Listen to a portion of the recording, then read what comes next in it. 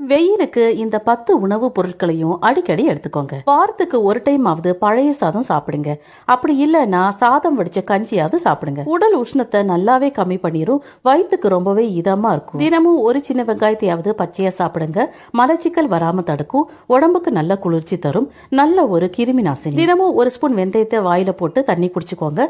சூட்டினால வரக்கூடிய வயிற்று வலி வராம தடுக்கும். தினமும் ஒரே ஒரு துண்டு தேங்காயை நல்லா மென்னு கூழ் மாதிரி அரைச்சு சாப்பிடுங்க. வயிற்று புண்ணு நல்லா போயிடும். தினமும் ஒரு ஸ்பூன் நல்லெண்ணெய் குடிச்சுக்கோங்க.